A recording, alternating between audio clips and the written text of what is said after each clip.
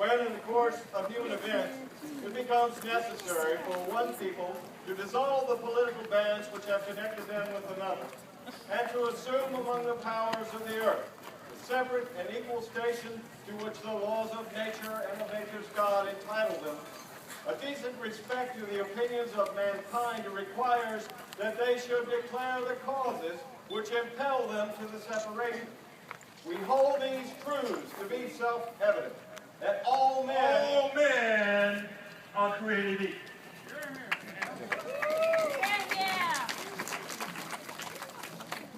They endowed by their Creator with certain unalienable rights, that among these are life, liberty, and the pursuit of happiness. That to secure these rights, governments are instituted among men, deriving their just powers from the consent of the governed. That whenever any form of government becomes destructive to these ends, it is the right of the people to alter or to abolish it and to institute new government, laying its foundations on such principles and organizing its powers in such form as to them shall seem most likely to affect their safety and happiness. Prudence indeed will dictate that governments long established should not be changed for light and transient causes.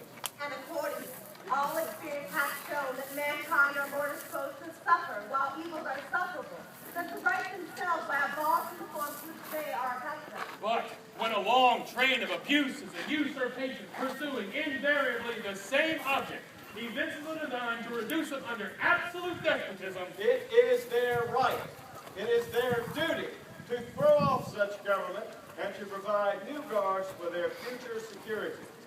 The history of the present king is a history of repeated injuries and usurpations, all having in direct object the establishment of an absolute tyranny over these states.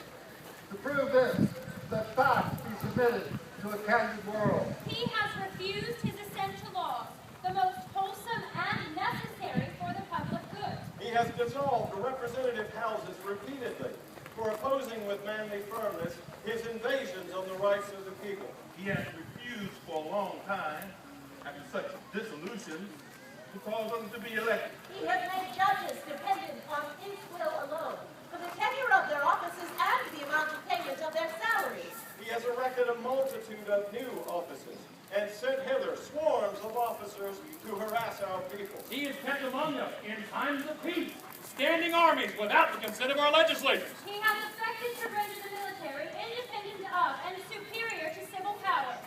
He has combined with others to subject us to a jurisdiction foreign to our Constitution, giving his assent to their acts of pretended legislation. For quartering large bodies of armed troops among us. For cutting off our trade with all parts of the world. For imposing taxes upon us without our consent. For depriving us, in many cases, of the benefits of trial by jury. For transporting us beyond seas to be tried for pretended offenses. He has abdicated government here by declaring us out of his protection and waging war against us. He has plundered our seas, ravaged our coasts, burned our towns, and destroyed the lives of our people.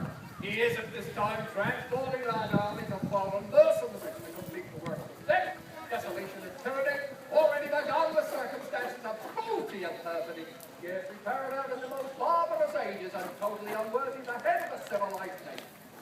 In every stage of these oppressions, we have petitioned for redress in the most humble terms. Our repeated petitions have been answered only by repeated injury. A prince whose character is thus marked by every act which may define a tyrant is unfit to be the ruler of a free people.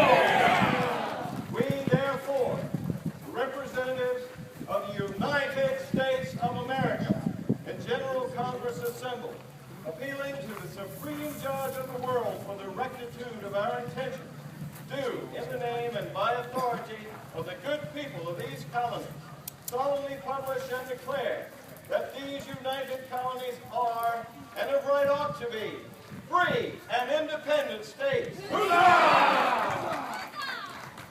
That they are absolved from all allegiance to the British Crown, and that all political connection between them and the state of Great Britain is and ought to be totally dissolved. And for the support of this declaration, Firm alliance for the protection of divine providence. We mutually pledge to each other Our lives, our fortunes, and our sacred honor. May God bless these United States.